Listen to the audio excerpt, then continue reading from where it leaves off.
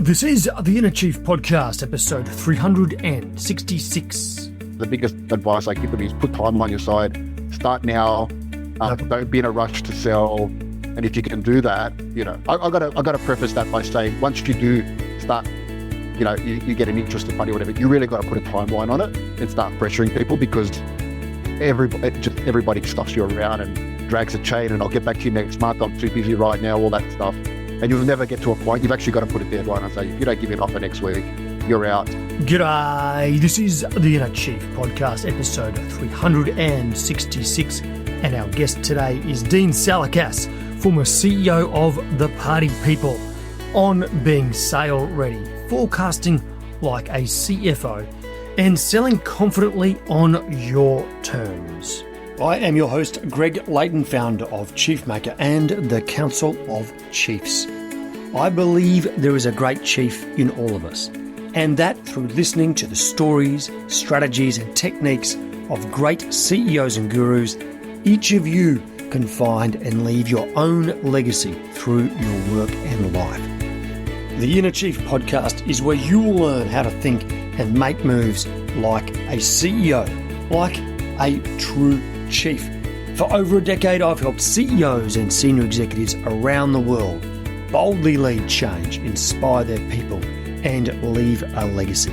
On the Inner Chief Podcast, I bring these stories to life with deep diving CEO interviews, interspersed with minisodes covering key leadership challenges, so you will find your own path to greatness as an executive.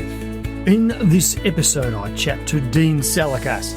Dean is a retail advisor, keynote speaker, and former CEO of The Party People, Australia's largest party store, which sold in late 2024. With 3 successful business exits and a track record of retail innovation, Dean now helps businesses grow through strategic advice and execution support, and also as a fractional head of growth. This is the second time we've had Dean on the show. In this episode, it's about being an evolved CEO. That's what Dean is. We've had him on the show before. We want to know and see and understand how he has evolved since his last episode. During episode 234, we covered his journey with The Party People and how he saw change as an opportunity, coping with growth, and evolving as a leader. Today's Evolved CEO Masterclass is important. Whether you are in a situation where you're growing and scaling and exiting your own business, or on the other side, you're looking at buying from a founder to grow the organization that you work for. Whatever role you're in, Chief, this is important, because in today's Evolved CEO Masterclass, Dean will share his experience. He will talk about the art of the sale, how to create buyer FOMO, go public with your sale and drive up valuation. He'll talk about why staying match fit with reporting and forecasting is key to a successful exit, the power of understanding your customer beyond product and why this matters when selling, and what BATNA is and why deal structure matters more than just the multiple on offer. Chief, without further ado, please welcome the brilliant Dean Salakas. Hi, Chiefs. I'm here with the one and only Dean Salakas. Recently finished up with The Party People. Chiefs, just a reminder, this is actually a part 2 with Dean. We did an episode several years ago. The material or the links are in the show notes. You can go and check that out if you want to listen to the full story. Right now, we're going to talk about what's happened since, and in particular, the last few months, or a bit longer probably, where Dean has been through the sale of The Party People.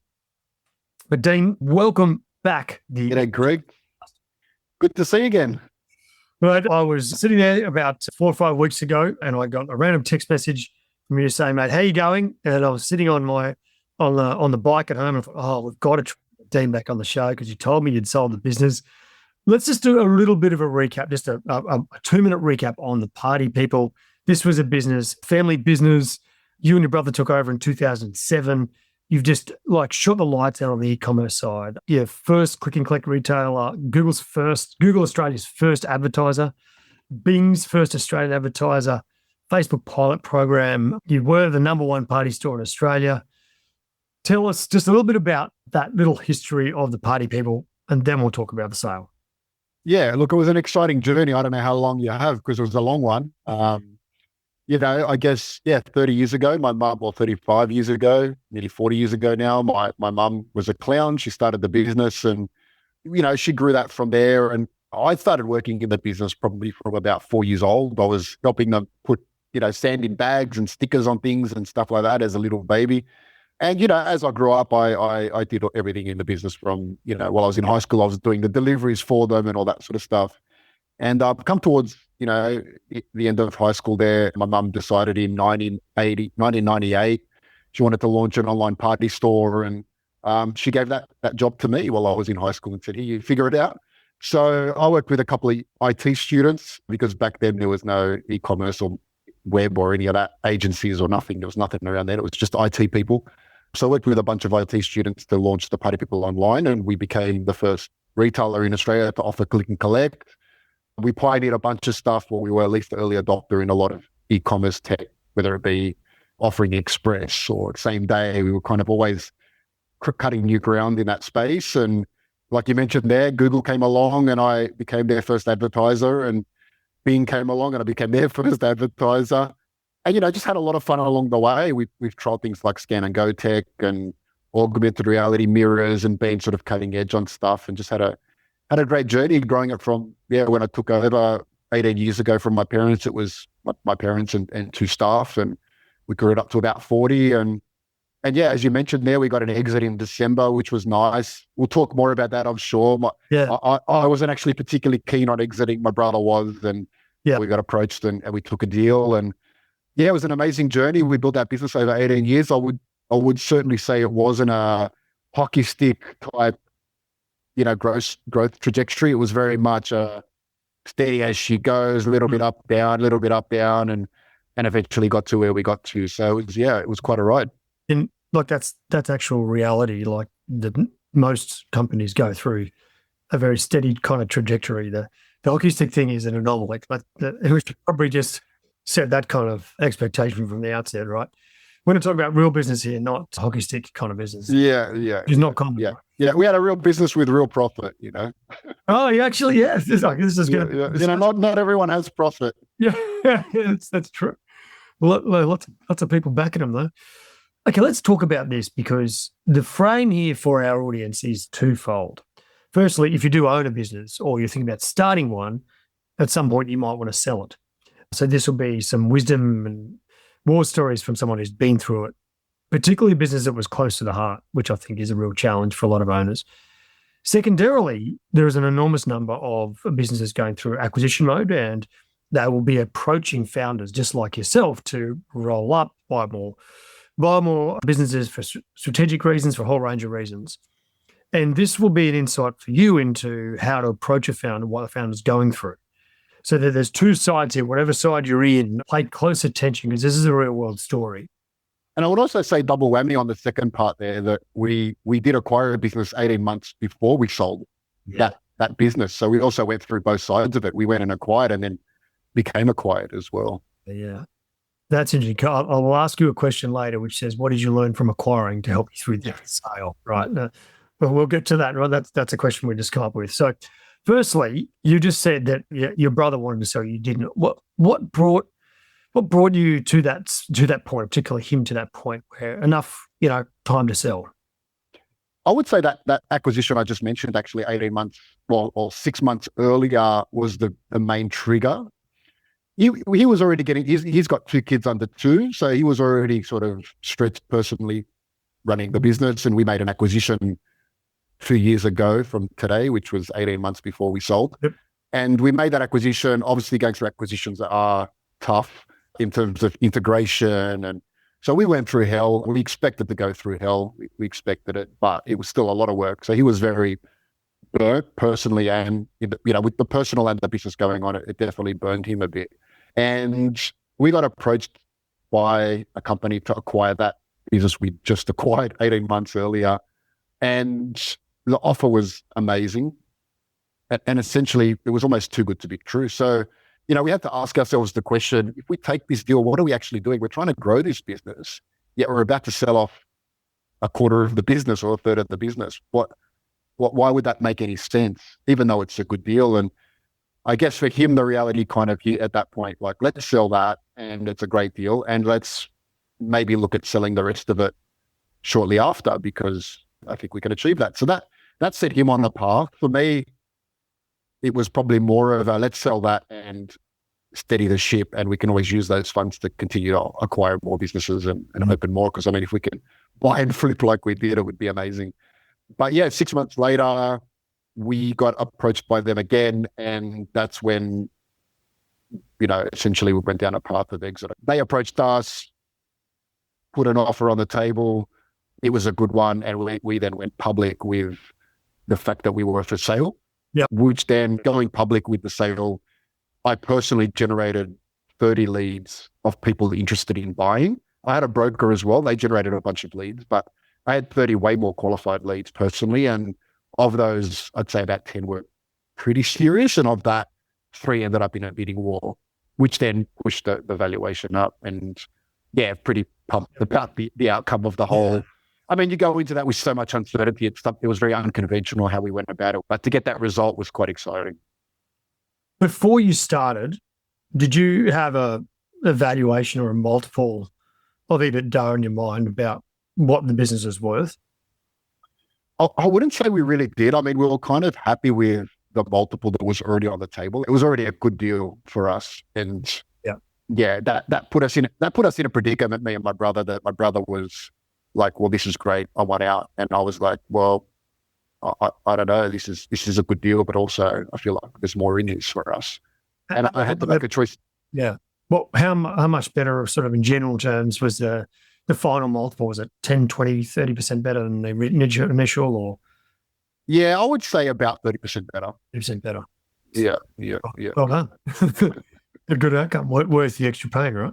Yeah, probably more than that. I would say maybe about more like 40%. Yeah, great. Okay. Let's just go back a second. So you initially get this. What was the very first step in the process from your side? Did you get a letter of intent from a potential buyer and then say, actually, we'll go more broadly, or was there something else that happened before that? We probably should have got a letter of intent. We just had a verbal. But they'd already acquired a business from us 6 months earlier. Just the company repeating. Okay. Yeah. So there was we knew they weren't just someone fishing for information. We knew they were pretty serious. Yep. Yeah. Okay. When did you engage advisors, or did you, and who, what kind of advisors did you bring in? We didn't engage any advisors at all. My background, I'm a business analyst by trade, and I'm the one, I guess you could argue, is the CFO for the company. That's just one hat of many. But I'm pretty capable from an analytics point of view. So we made a conscious decision to avoid advisors unless we had someone who, we thought we'll see how we go. If someone starts doing due diligence and they need some serious stuff, then we might get an advisor at that point. We did have one large retailer, and I can't say who they are obviously, but one large retailer get in the mix. And at that point we said, well, if they go further, we will need an advisor, just because they'll be Yeah, sure. And we had someone in mind, but no, I would say I did have a couple of other CEOs in my network that I lent on, and a CFO that I lent on, both those guys to give me advice and help me through that. And they were guys I could just call and say, hey, this is a decision, or this is the dilemma I'm in. This is the way I think I should go. Pressure test me on it, and they would, or they would even give me their own playbook and little tips and tricks. Yeah. What was the best thing one of them said to you, or the best counsel or framework or tip? I guess the one thing I learned, and I don't have a financial background, but this concept of BATNA, a best alternative to a negotiated outcome. And that kind of something that probably stuck with me. Yeah, you just asked the question, and it's the first thing that pops into my head. And that was something that we were actively thinking about when we were negotiating with these guys, because that was the reason I went public. I was like, I've got a buyer. Yeah. A lot of people say, "Oh, bird in the hand," but I was like, well, no. What I need is an alternative to that offer. I can't push that offer up because they're like, this is the offer and it's not moving. And I'm like, well, I want more, but They're like, well, no. And I'm like, well, what can I do about that? So I went and got other offers. And that was very deliberate strategy. I mean, to the point where when I was talking to people that were like, look, we don't think we're going to make an offer, I was like, just give me any offer. I don't care what it is. I don't care how low it is. Yeah. Just because I wanted to be able to talk, legitimately to the other buyers saying, I've got 3 buyers, and they don't need to know that none of them offered bugger all. It was just like, I just wanted to have people in the mix and serious buyers to give me options and use that to leverage the negotiation. So I didn't really look at the negotiation as an art and marketing and all that. It was like, this is just science. I need to get people to bid against each other, and I'm just going to take the best offer on the table. Was there, just going back to the BATNA, I suppose, and trick or techniques, it's very, very common in negotiation. Was there any particular moment? So was it really just about getting alternative offers for you on that front, or was there anything else? Another time you went, we could use this little technique again. Like even in final negotiations with a party you end up selling to. Yeah, it did come up all the way through the process. I would say I probably got to be careful what I say about the negotiating process, because obviously it's all on our NDA. But there was a point where we were going to sell off the brand separately. For example, we had bidders that just wanted to buy the brand and the e-com. They didn't want the physical stores. So and then we had other people that just wanted the physical stores, and then we had people that wanted all. So that BATNA, theory played out well, where we were like, look, we've got that option there for just the e-com. We can play that in the mix, and it played out definitely with all the players. I mean, it may not have paid off that much in the end, in those final stages. I think it just was what it was. We had 2 guys that were just like, we want it all, and well, there was 3, but there was 2 contracts. Right. We got down to 2, and then final bid. The question we revealed earlier on, what did you learn from buying that business 6 months or 18 months before? So the business you bought 18 months before, that when you went to sell, what did you learn from the buyer that took into the sell? I mean, what's fortuitous? I mean, they approached us, and we, I guess, I think in my journey, if I think about our journey towards exit, we took the exit when it came along, rather than we were always going for an exit, if that makes sense. So I think, sure, I don't know if it helps, but I would say, you got to get yourself in a position to exit, and then if you can give yourself the time to exit, and you're not in a hurry, you're gonna get an outcome. I mean, a lot of businesses just close and don't sell.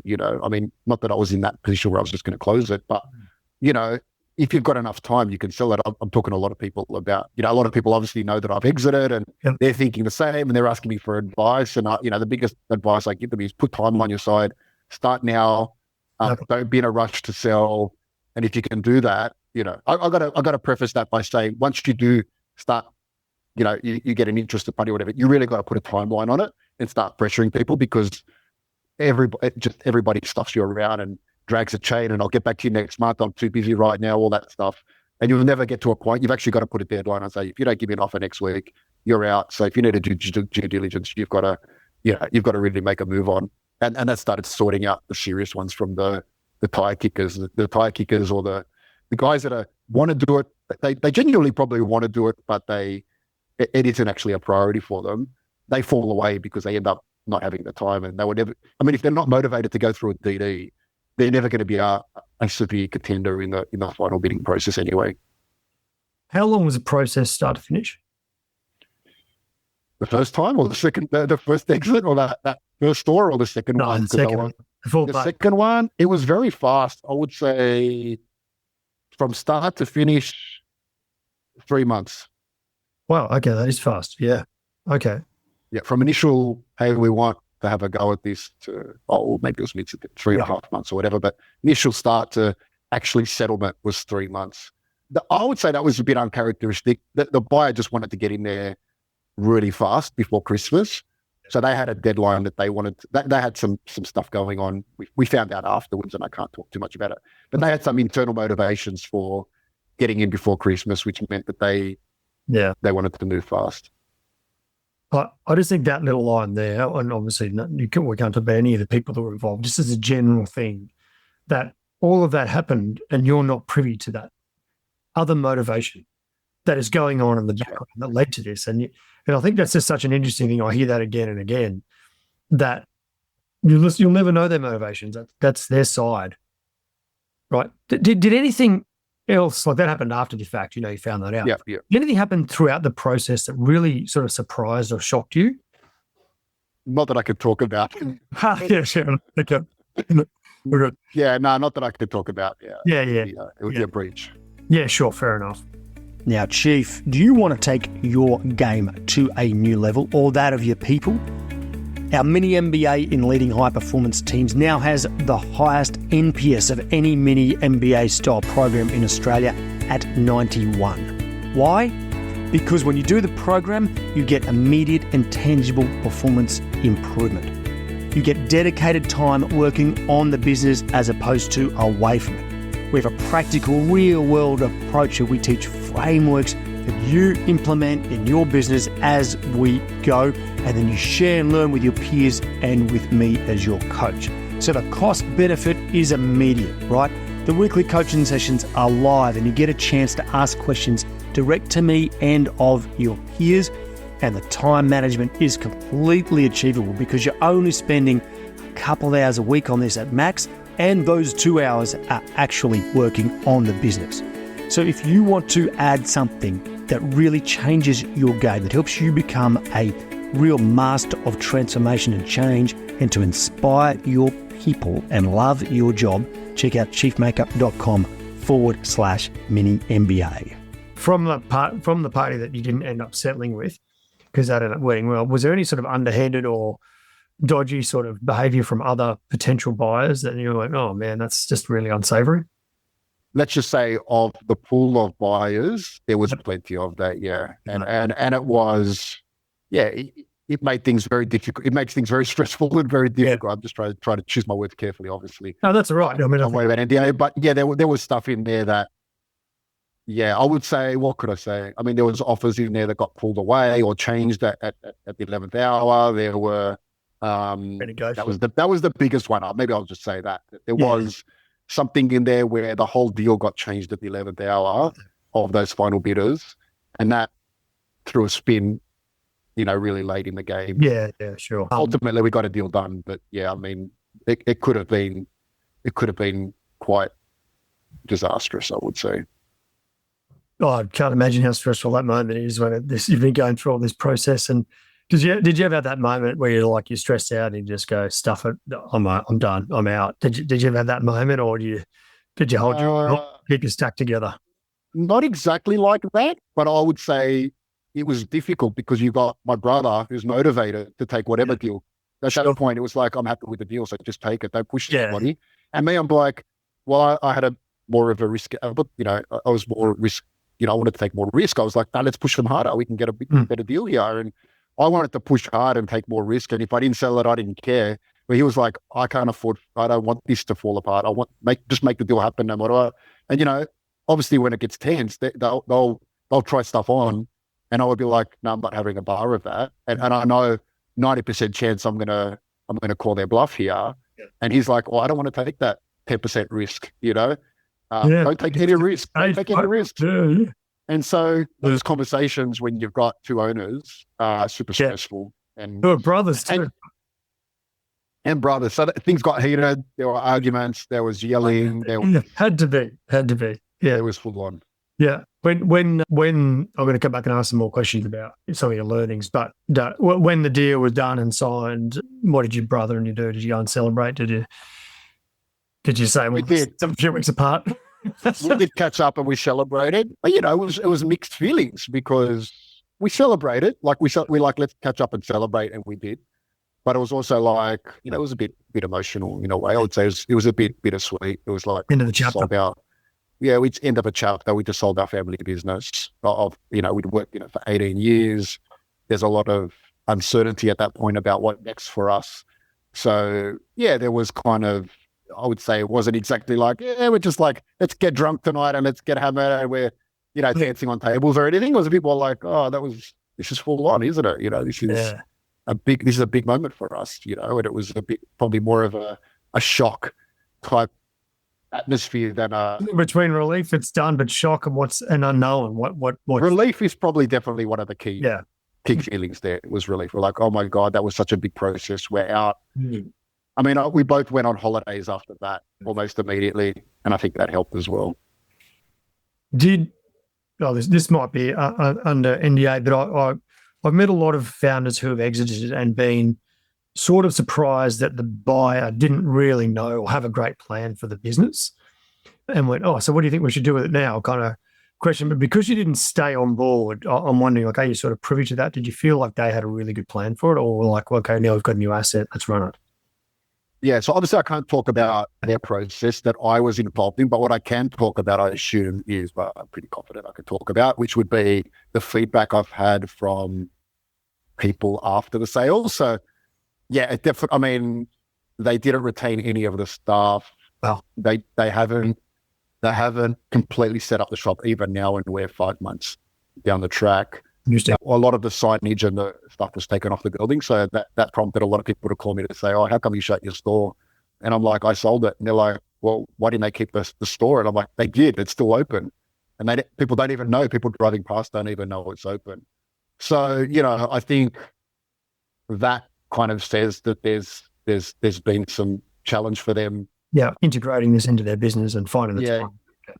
Yeah, I mean, they're not seasoned at acquiring businesses, I would say, and I think that's showing quite substantially. I mean, if people go and log on to the partypeople.com.au right now, as of today, they'll get redirected to a single page website, and the e-commerce was the most important thing in that whole deal, and yet they've redirected and they're not doing e-commerce right now, and I think that says a lot about their, what's happened there and how they've struggled with a change. Because, I mean, if I was to make a statement, I would say it looks to me like the classic scenario where a business gets acquired and they rip out what is important, or what the core of what makes that business successful. I mean, what I think made us successful was that we weren't just a store that sold products. We provided service.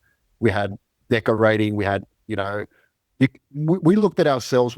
I had this philosophy that we help people have parties, not just sold party products. And I kept pushing my team to think of it that way. Think of, we help people have parties. Don't think we just have to sell products. Yep. And that helped us do all these things for customers that most party shops don't do, or wouldn't do, or discount stores don't do, or Big W and Kmart don't do. So it gave us a point of difference. And these guys have gone and pulled all that out. Yeah. And turned into a business that sells products.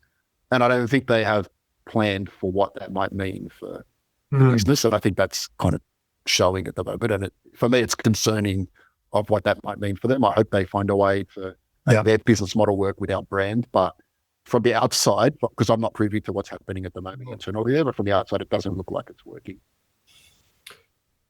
I'd just like to go back to a few things you've already said. We said before, always have your business ready for sale. Another term for that is be match fit, so to speak, like always be match fit. It's just a good way to run your business no matter what. That's right, yeah. What are the most important parts of the business from your perspective to get right? Like if there's three things that if the business is not, a leader goes, I want to get my business match fit, what would be the three things you would say you have to get right? And as we mentioned earlier, I'm doing a little bit of consulting at the moment. So I'm seeing a lot of what isn't being done in other businesses that we did, and I'm blown away by it. And the biggest one would be just reporting. Like, we did monthly. I mean, some good businesses that even did better than what I did, but I did monthly reporting. So I looked at my financials monthly. I had a bunch of ratios that I watched, like wages over sales, things like that. So just reporting. We had a forecast monthly, 18 months, and yearly there was, a couple of year forecasts in there of some description. I wouldn't say they were completely, accurate, but we had a view of what we expected our profit to look like this month, next month, for the next 18 months, what that profile looked like, what our cash flow profile looked like. Like we had a view of that all the time. And that's the biggest thing I don't see businesses doing. They They're like, oh yeah, we made money last year. I'm like, well, how much money are you going to make next year? And they're like, well, I don't know. I'm like, well, what if you're going to make a loss next year? Have you got a plan for mitigating that loss? Are you going to tweak some things? And they don't know. They're like, no, I think it's going okay. It's like, well, what do you mean think? Like, you need to know. If you don't know, so I would say, I mean, I'm giving you the war and peace on it, but I think you need to understand your business, your financials. And I think that's one thing small businesses, I would say, completely miss. And we did at the beginning too. I mean, I'm not saying we were perfect. In the beginning, we weren't reporting, and then we ran a loss, and we went, what happened there? Where's the money? Why isn't the bank account where it's supposed to be this time of year? And we realized we just run 6 months at a loss. And we went, oh shit, how did that happen? How did we find out 6 months later? We should have known when those, wage costs were running over, and so, I think reporting takes away the biggest risk, which is that, things get out of control and you don't see it till it's too late. Yeah. That's the biggest one. I don't know if you want 3, I can give you 3 as well, but that's the biggest one. One more. Like, I think you're very right about that, because that's what the due diligence is going to look first at, right? I mean, the biggest other thing I would say is to, it comes back to what I mentioned earlier about where I think the business is falling over right now, which is to really understand your customer. And it's just such a throwaway line that everybody says, oh, we're great because we understand our customer. It's so deep and it's so full on to understand your customer. It's really not that simple. I mean, I advised the business recently, and I said to them, I think you're missing the spot with your category, because this is what you guys are good at. This is why people shop with you. Why are you trying to be everything to everyone? Why don't you lean on your strength there? And they said, you make a good point. We never really thought of it that way. Why don't we pitch it that way? So what is our core business and our niche, right? Core business niche, but why do our customers love us? What do they love about us? What do they come here? Well, what do we want them to love about us? And then why, and then focusing on that. I just think so many businesses don't understand who their customer is, which is why I focused on helping people have parties, because my view is people come to us to organize a party. They don't come with us just to buy products. They're coming to organize a party, and we help them with that. And that was my core sort of connection to what our customers need and providing that. I think a lot of businesses just forget to, and you've got to continually ask yourself the question. It's not just ask it once, come up with a strategy, and then forget about it. I think you've got to constantly ask that question, and then that question has to flow through all parts of your company. The buyers, are they buying the stuff that's helping us do that? Is our structure even set up to deliver that? Is our marketing working in the right way to achieve what we're trying to achieve? So it's about having that vision and mission, and then making sure that that's cascading through the organization. I mean, it's fundamental, but, even the biggest companies get it wrong. I mean, I don't know what's happened, but there's been a few, obviously, retail closures in the last few months. Yesterday or a couple of days ago, Stitch closed its doors. I mean, these big companies that have been heroes at one point have somehow lost their way. And I think a lot of that's to do with them not really focusing on the customer. Yeah, I used to work with a national retailer, which was a household name for still is a household name. But in the few years that I worked with them, my day was sort of, from their owners down, they had to shift positions in the market. And it just created this incredible confusion because, they had 200 stores around the country, and all of a sudden they were like a particular position of price and value and quality. And then they were pushed up to a higher point. And that's a long journey to change that perception. And like, I'm not joking, like a year later, they decided to come back down again. And so it just, they lost their identity and their soul a bit. And as a result, they disconnected from their customer. And they've actually never recovered. And it's a really interesting journey because it's probably likely that it will eventually just whittle away to nothing. Interesting. Talk about that offline. Yeah. Interesting. Really interesting. You said you're a business analyst by trade and all that. The quasi CFO. What did you learn about corporate finance in this process, either in the buying or the selling? Is there a ratio or a figure or a number that you realize people paid more attention to than maybe you thought? The obvious one is profit. I guess what we've seen historically is businesses getting exits with no profit and lots of sales and stuff like that. MRA, something but no profit. Yeah, I'd say more recently you're seeing that shift to businesses that are profitable. And that's what a lot of conversations I had in the 12, 18, 24 months leading up to our exit. That was the consistent message I was getting from potential investors, that sort of stuff. They were just saying, look, you've got profit. That puts you leaps and bounds ahead of what else is out there right now. And us investors are shifting away from buying businesses that are, just making sales and they're high risk. Whereas if you've got profit, you're in really good shape. So I think, profit is key. It seems obvious, right? Like profit. Obviously, every business should run for a profit, but there's more in that. And I would say if I had my time again, and this might sound a bit dodgy, but I would probably dress the company up a little bit more. I would have spent the 12 months in the lead up focusing on making that profit figure as big as possible. If I had the time, I just didn't have the time to do that. I just ran a good business all the way through. But if I had the time, I probably would have focused on driving profit rather than running a good business, if that makes sense. But I just didn't have that. Yeah, sure. That time. But that's one thing, given profit's so important to that final figure or that valuation or how people look at the business, I would say you need to, if you can set a timeline for your exit, then I would say you should be dressing up your business to get profit each time or something, something very, very good. Yeah.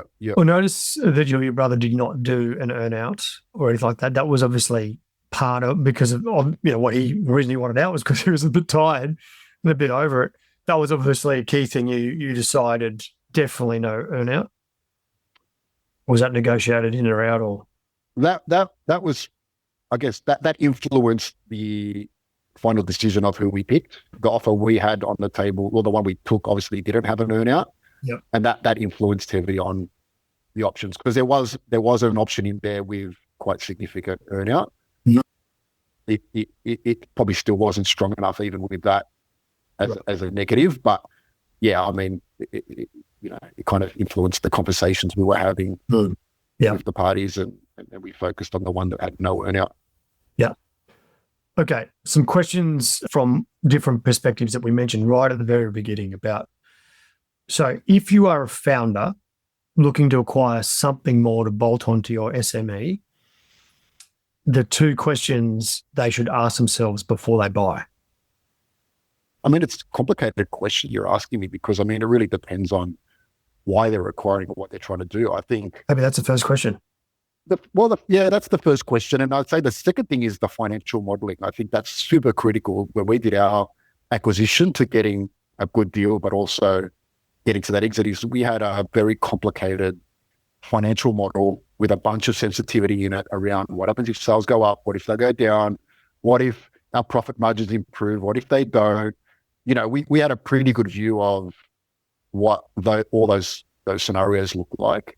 So we had a financial model that we forecasted out. And I think that's important. A lot of people just buy it on gut feel and, they've got enough profit there and I'll just buy it. I think it's important that if you're going to buy a business, have it model it out. What does it look like? Where are you going to extract the value? Or where do you, it's easy for me to say, I know what it's like. Once you get in there, once you start negotiating, you're like, well, are we going to get better supplier rebates because we're going to have double the volume? I don't know. Run until we start negotiating. So you kind of have to start doing sensitivity around that, going, all right, let's assume no extra bonus from the suppliers. What does that look like? And what does it look like if we get what we think we can get? And you might have a couple of alternate scenarios in there, but they're the kind of key questions you're asking.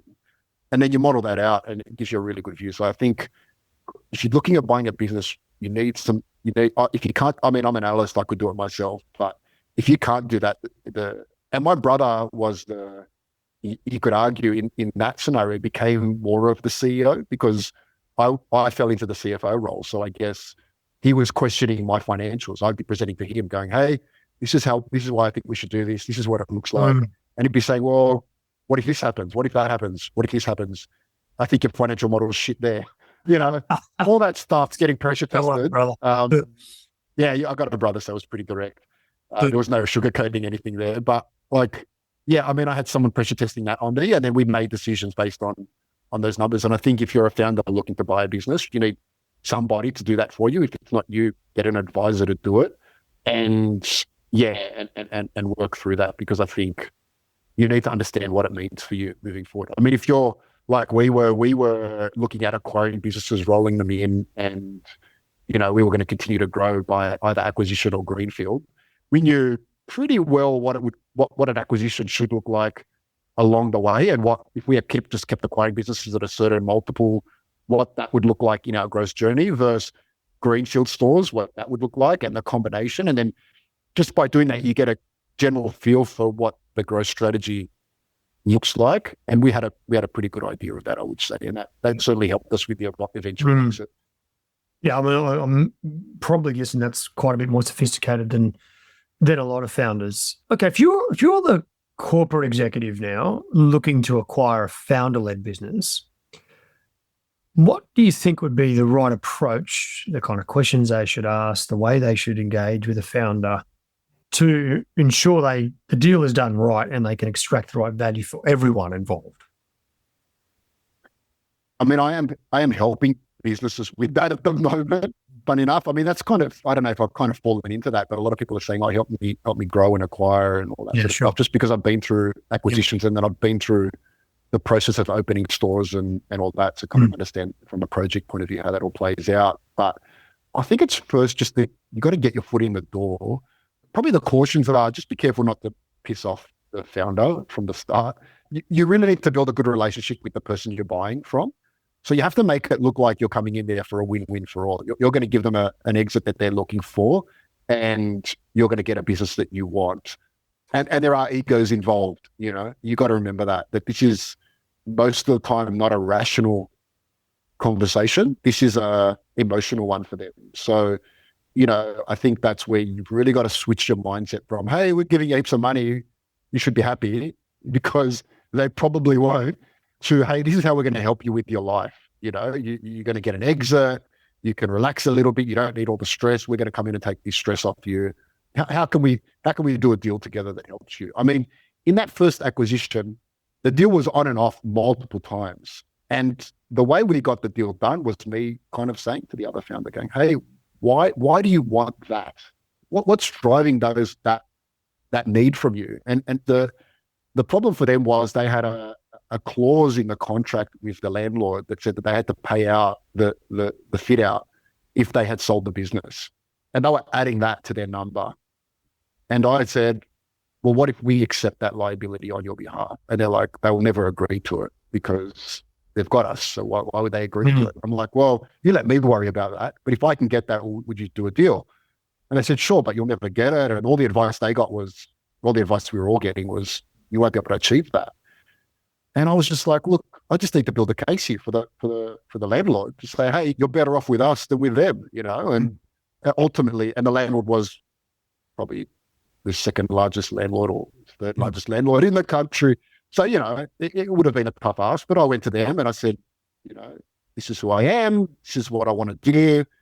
I think we could be great partners. And I sold them the business case on why I thought we could be good partners. And I want you to let me come in and buy that business. And I want you to look after the current owners and assign that liability to us. And ultimately they did. And, that was me just being a human being talking to the other party going, why are you shutting this deal down? Like, I don't understand why you're asking for that. And it just seems crazy. And they said, well, this is our problem. And we solved it. I mean, the deal was off at that point. They said the deal's off, we're done. And I'm like, look, let's just so we can all get closer, let's catch up together, have a face-to-face, and just see if we can work out the differences here. But it sounds like the deal's off, but let's just give it one last shot face-to-face. And then the deal was all of a sudden back on and we did the deal, So I would say, you got to remember that it's an emotional decision and understand where they're coming from, why. I mean, I mentioned the non-emotional side there in terms of that negotiation, but there were so many other things with that founder, why they wanted to do the deal that, we retained all the staff, we looked after them, all that sort of stuff. We gave them assurances of all of that. I think, we're able to sort of tell them, we're going to take over your baby and it'll be okay, One of the things that strikes me about you, Dean, is you have this insatiable curiosity. Curious as to why someone wants to walk away from a deal. Curious as to there's so many things you said. I look back at the history of the party people and curious about how Google might be as a first, Sure. thing. Like, how important do you think that trait is as anyone in business? I don't know. I mean, I don't see a lot of people doing the stuff that I've done because they don't ask the questions. I mean, we did that augmented reality mirror. I'll just explain for the people listening, because I spoke to you years before I did this, but I launched an augmented reality mirror which you could try on costumes and check out on the mirror. Now, Well, no. made a How amazing is that- that? Was this almost that was like your phone or? it was actually a mirror, like a physical mirror, Yeah, like we're talking a Yep. 1.8 meter mirror. right. It was in the store. It was actually, we popped it up in the middle of a shopping center. No, way. And, That is amazing. and you could check out on the mirror, right? And it had never been done before around the world. I mean, the mirror, the augmented reality existed. Yeah. I knew that. And so that wasn't new, but no one had any augmented reality that you could actually check out on the augmented reality Sure. on the mirror. So I was like, I had this idea, and I met some Aussie guys that are doing some stuff with AR and augmented reality. Like, you try to stay away from the acronyms. Yeah. And the short of it was that I ended up having a problem with it because it was going to cost me 150 grand to build this thing. Yep. And I went and got, without, I don't want to give, we don't have enough time, but I ended up getting Uber, Lendlease, Shopify, all these guys to essentially pay for it. And I got it for free. It didn't cost me anything. It didn't cost me a cent, not even the labor, not even the manning it, none of that. The whole project cost me not a cent by the time I got all those sponsors on board. And I think that says a lot. And we did this, I did this kind of thing through my career. It's just, I think if you don't ask, you don't get in business. Now, how was, the question, a lot of conversations I have about that project, I've done a lot of speaking and stuff like that, or been on panels and stuff. People always ask me, like, the biggest thing that kind of comes out of these things is how was Dean, the party people, medium-sized business, able to achieve such innovation when, large retailers can't, or aren't. And I think sometimes it's just about asking questions and being curious, and you can achieve things that. Yeah. Try things without worrying about stuffing it up. Yeah, I think if you just, a lot of people don't ask the question because they assume they know the answer. Sometimes you just got to ask the question and see what happens. Absolutely. Yeah. I love it. And then that second principle you just mentioned there, don't ask, don't get. Like that was the nexus of this whole podcast. 10 years we've been going now. Yeah. And first thing was, I remember being nervous, I'm going to call up a couple of CEOs if they come on the show. And every single one I asked for, I think the first 20 episodes, I didn't get a knockback. Yeah, there we go. I was terrible at it. And too, Yeah, I know that feeling. I've got those where I've been like, I'm terrible at that. Can't believe they said yes. Exactly. I get a message for a very, very good mate of mine. I was about 4 episodes in. He called me and said, he calls me Lates. He goes, "Hey, Lates, love the show. Really, really good. But would you please stop with your ums and ahs and in between? It's really annoying." And I went back and listened. And if you listen to any of those first sort of 3-4 episodes, the most annoying person on that episode is the guy interviewing. I've never done it before. It's what you do. Anyway. The amount of times I've been told by a lawyer or a lease specialist or someone, you can't ask for that, is crazy. And I'm like, well, I'm going to ask for it. They can only say no. And I would say 9 out of 10 times, they don't even question what you've asked for. It's crazy. Yeah. Well, I think that is, in business, that is just one of the most powerful things that you can do to get abnormal results, because 99% of people will not ask it. Whatever that weird, odd question is, or wherever you're thinking, just ask. I remember one of our early stores, we had a landlord and we said to him, we want a 30-year lease. Yeah. I said to my lease advisor, I said, I'm going to ask for a 30-year lease. Why can't? And he's like, you're crazy. You're never going to get that. No one gets that. Not even the big retailers get that. I'm like, well, that's what I want. And why shouldn't I get it? I mean, we're a good tenant, And he's like, you just can't ask that. It's just a stupid thing to ask for. No one will do that. No one will agree to that. Anyway, I got it. I asked for it and I got it. I mean, it wasn't easy. I make it sound like it was easy. I asked for it and then I had to fight tooth and nail for it in the end. But I think I ended up getting, got 3-year options or whatever, and there was demo clauses or whatever. But, I ended up securing that lease. And that's just a classic example of don't ask, don't get. Yeah. There's a second principle that came with that. We had Jennifer Holland. She was the founder of Holland Healthcare and this thing called Throat Scope. She was episode 8 of the podcast. I'll never forget it. She won Shark Tank and got. So was I. Where was she on? Oh, well, she was episode 8, so she would have won back in about 2014. Probably same season as me. Yeah, right. Okay. Yeah. I don't know if I've seen that one, but yeah. Yeah, right. And she watched every Shark Tank series for years and then what? So did I. Yeah, there you go. Okay. That was the prep. That was the prep, right? Anyway, her line is, today's no is tomorrow's yes. Okay. And I've always thought that's really cool because don't ask, don't get is one. But if you've been told no before, it doesn't mean it's not yes today. And I love that line because it's that tenacity to go, well, what's the worst that can happen here is they just say no again. And I've always thought that was a goodie. Yeah. I mean, that's what happened with that mirror project I mentioned. I mean, the negotiation process between me and my brother was like, I was like, I want to do this project. And he's like, no, it's going to cost too much. And then I was like, well, but I think it's a good idea. And he's like, well, you can do it as long as it doesn't cost us anything. And I'm like, all right. So I went away, came back and said, oh, look, it's only going to cost us 20 grand now. I've got all these guys to support us. He's like, no, not good enough. I'm like, what do you mean not good enough? 20 grand? Like, it's a project. It's worth it. No, unless you can do it for zero, not doing it. Shit, got another sponsor on board. Hey, we're doing it down to 5 grand. It's only going to, no, not good enough. You know, the fact that he just kept doing that, I ended up getting it to zero, you know, but, you know, like you said. You know, as you will, I think. Yeah. I was getting no from everybody, but I just had to push harder, you know, and it's amazing how sometimes if you can be put under pressure, you can actually you can surprise yourself. I certainly surprised myself on that one, you know.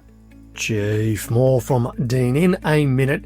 Now, recently I spoke to Professor Joel Pearson, Director of the Future Minds Lab. We spoke about leading in uncertainty, future-proofing for the AI revolution, and de-risking innovation. Here's what Joel had to say about the next frontier of the working world. There's so many of these large consulting firms trying to figure out and predict, is it 5%, 10%, 30%, 50%, 60% job losses over the next decade or so? No one knows for sure, but there's all these different ways and models of calculating that. Imagine any city with 50% job losses, right? It's a completely different place. So that kind of thing worries me. I don't see governments doing what I think, getting things ready, that it's going to take a while to spin up the gears to start preparing for that. You can listen to that remarkable conversation with Joel by going to chiefmaker.com/364. And while you're there, you can subscribe to the podcast and check out all the other great interviews with our chiefs and gurus, as well as all the minisodes by going to chiefmaker.com/listen now. Righto, Chief, let's get back to the legendary Dean Salakas. Dean, if you started a business again, what would you do differently, if anything? So much. Where do I start? Everything I do different. The thing is, like, when you start a business, you just know nothing, right? And you make every founder I talk to that's gone along my similar journey says the same thing. You know, we've made every mistake and we've learned from mistakes. Probably tried to avoid more than we can make. Anybody who says bullshitting, so yeah, that's right. I would say the biggest thing. I mean, apart from how to actually physically run a business and all that, I would say surrounding yourself with similar people on a similar journey or similar trajectory, or ideally slightly ahead of you on their journey, and having a network of people you can talk to. Because I look at where I am today, and I have such a big network of people I can lean on. I mean, like you mentioned, I went through that sale process, and I was on the phone to another CEO going, "Okay, how do I navigate this process?" I'm the CFO. Hey, man, I'm doing the financials at the moment. Yeah, let me give you where I see it. What do you think? And to be able to have a network of people I can just pick up the phone and ask for help, or get advice. I also have a monthly meeting with 5 retailers that all have 2 to 5 stores that have got great online businesses, and we catch up once a month. We have no agenda for that meeting. We literally just catch up and say hi, and we all get so much out of that meeting. And there are also 5 retailers that are in a similar space to me that I can pick up the phone at any time and go, hey, I'm doing email marketing, or I'm replatforming, or whatever it is, and I can say, this is what I'm doing. Have any of you guys gone through this recently? Tell me how I can shortcut this. And I'd get one of them in there that would say, okay, here we go. Here's how I can give you 15 minutes. I'll tell you how to not make all the mistakes I made, and Yeah. So valuable. And I wish I had that along the way, which is what I'm doing for now when I'm, helping founders or whatever, I'm going, oh, okay, cool. Here's a couple of questions for you. You're doing this. Are you getting government grants? Are you doing that? You're doing financial reporting? And they're all like, no. And you're like, all right, cool. Go do all these things first. That's a good start, And yeah, it's kind of fun doing that, I would say. Yeah. They're all the mistakes I made. That particular habit, though, of making calls when you are either, maybe even fairly confident on a move, or you can, maybe it's the other way around, you don't have any idea. I suspect that most executives don't do that. They actually just either pretend or fail or look something up as opposed to calling 2 or 3 people. But the best chiefs I've ever seen, whenever they come to a slightly tricky or unknown kind of decision, they call between 3 and 6 people. I know because I'm one of those people for some of them, not for all, but for some of them. And I often remember getting this call from he was an old client of mine, who's now CEO in the mining space. And he just called me out of the blue one day and he asked me, I've got this particular challenge that I'm thinking about doing. What would you do? Right? What would we consider? What questions would you ask? Whatever it was. I gave him my answer and he goes, yeah, okay, cool. That's what, a couple of people have said something in the vicinity. So, and I was like, okay, so I'm not the first person you've called about this. You've called multiple people and you're triangulating. And when it comes to the right answer, it's a collective sort of a similar position as 5 or 6 people. And I felt that's... Or some of them will ask you a question. You're like, hang on a second. Yeah. Think about that. Yeah, that's right. Yeah. And yeah, I agree with you 100%. I mean, as a CEO, you'd like to make decisions on data and have the answer basically told to you by your team because the data says that's what we should do. But most of the time you're making a decision on very limited information and it's, I wouldn't want to say gut feel, but it's strategy is we'd like to think of it as an exact science, but it's not. There's a lot of uncertainty as a CEO, and particularly small to medium guys, we just don't have the resources to get the answers we need. We've got to make a call, and we have to do that. And by surrounding yourself with smart people or having a network of people you can bounce off, particularly people who ask intelligent questions, I think is critical. And I've got different, I'm probably even thinking about writing a book about it, to be honest. But there's different levels of advice you can get. There's the people that have no idea about your business and you're just asking an expert in a field or whatever, to, like I said, those 5 retailers that I catch up with, they now understand my business pretty intimately. So the questions I can ask them and the feedback I get from them is real. I mean, I get feedback from friends and family, but it's not really qualified. And half the time you disregard the advice you get from, as a CEO, you get so much advice from everyone, you have to screen it. And you screen the ones that are unqualified. So you need some qualified advice as well, not just someone who's smart, but actually understands your business so they don't ask. Because, the funny thing is, it's almost like, I'm sure people can relate to this. How often do you hear, from your wife or your partner going, oh, I told you that and you didn't listen to it. But then when someone else told you that, you went and did it, and, I think it's the classic scenario where, if someone gives you an opinion on something that doesn't know the subject matter intimately, then you kind of don't give it credibility and you don't give it weight. But then you have someone who understands your business a little bit more, and then they ask you that same question. You're like, well, hang on a second. If they're asking it, that's an intelligent question now. And it makes you sit back and think a little more. I don't know if I've explained that well enough, but I think you've got to have different types of advice from different levels. Yeah. Dean, we're coming to the end of our time, mate. This has just been fantastic. And I know our listeners will have found this enlightening and interesting. It's an incredible story. And now you're into consulting world, some fractional roles. We'll put all your details in the show notes. We have a few final questions for all our chiefs. Right, are you ready? All right, let's go. If you could form the ultimate executive team, any well-known leader from any time in history, 3 people, what role? Who would you pick and what roles? Any time in history. Anyone from any time in history.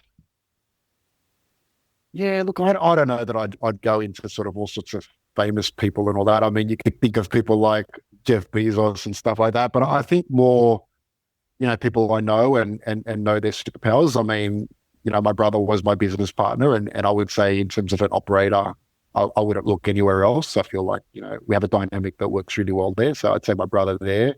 Well, who else? There's a guy by the name of Angus McDonald in retail. He was formerly at Barbecues Galore. And he's someone I respect as another CEO and look to for advice already. So, I'd love to have someone like that on my team. And I'd probably need a CFO, which is, I lent on Mitch Curious, who was, again, Barbecues Galore CFO, or formerly the Barbecues Galore CFO. And again, I lent on him, and he was great for advising me on CFO stuff, all sorts of CFO related, financial related stuff. From just general finance stuff to the deal itself and the process of going through that. So, yeah, they're probably the three. So, obviously not famous people, but people that I know what their superpower is. I know they're world class at what and I'd be confident to work with them. Okay, your number one interview question when looking for leaders to join your team. Number one interview question for leaders to join your team. I ask them about the subject matter itself. And I generally ask them why they want to join the team. If like I had the party shop, the perfect example. I'll answer your question with an example, like the party shop. If you didn't walk into an interview and say, I love parties, or I love the idea of working for a party shop, you've missed it. Yeah. You've got to come in here and say, I love parties. I love, and if you're not smart enough to lie about it, there's that too. But, if you don't say that, you're not getting the job. So I think you got to say that. It doesn't matter if I'm running a sports business, you got to say you love sports. If I'm running a fashion business, you got to say you love that particular type of fashion. Unless if you don't say you love the category, I don't. There's plenty of people out there that are working as CEOs in roles where they're not passionate about the category. And look, you can get away with it. I don't think you have to, but I would prefer to have people on my team that are passionate about the category itself. Yeah. Do you have a go-to book, podcast, or resource that you just visit again and again? I would say like the methodology around managing people by the 1 Minute Manager is one that I think I might have even mentioned last time, but I still use that. Yeah, I think that's good. That's probably the main one I probably refer to. I don't really refer to much other. I would say there's a bunch of like different podcasts and stuff I listen to, but like there's one from Jim Stewart from Stewart Media, which is one about SEO and digital marketing, and it tells me all about AI and what's happening in that space and how it's all changing. And so there's a bunch of things like that I listen to. But yeah, can you nominate another CEO with great respect to come on the show? Yeah, Angus McDonald I mentioned there. Oh yeah, great. He could be one. He'd be a good one to talk to. He's a legend. See if we can lure him onto the show. Okay. I'll put you in touch after this. Yeah, that'd be great. If you could lead any company in the world, I'll give you the keys to the CEO office. What company would it be? Shit, that's a hard one. I really loved being CEO of the Party People. That was my thing, I guess, and I loved it. And yeah, if I get the chance, I might even do it again. You never know. I might end up buying it back one day. Who knows? But right now, I'm not looking to get back into that role. I'd say I've been there, done that, and was pretty happy with what I did there. And at the moment, I'm kind of enjoying these fractional roles I'm doing. That's fun. And being a consultant and an advisor, I'm finding I actually left the Party People going, I'm not going to be a consultant like everybody else that exits a business. And now I'm consulting, and I'm really enjoying it because I'm just adding a lot of value for people. And I see the joy, and I know what I would be like if I was on the other side of the fence, getting, when I find the stuff I find and get the value that they get, it makes me feel good about it. And I'm enjoying that. I'm enjoying, running a consulting business, I guess you could argue at the moment. Superb. Okay. What's your final message of wisdom and hope? Yeah, I think the theme of this chat was don't ask, don't get. And I think just on that, I think just keep pushing the boundaries. I think just forget what convention is and what people say you should do. And I think just think about what you want to do and just do that. Don't let the rules hold you back. There's, when it comes to business, I like to think that there are no rules. There's legalities, but there are really no rules. And I think that's a trap that a lot of people fall into, is that they do things because that's the way they should be done, rather than questioning the way they're done and saying, I'm just going to do them the way I feel like we should do them. Yeah. Dean, mate, you're an inspiration. Thank you for coming on the show twice. Thanks, mate. The hours of wisdom for the chats before and after. I know you would be an invaluable resource if people are in that retail sector and want to talk to a fractional CEO or whatever role, CMO, CFO, CEO, or get some consulting advice off you. I know you'd be amazing. So We'll put all your links to your profile, particularly LinkedIn, online, and look forward to seeing your continued success. Thanks, mate. Appreciate it. Good to chat to you. It was fun. Righto, Chiefs. That sums it up for this week. I hope you enjoyed that fantastic discussion with Dean.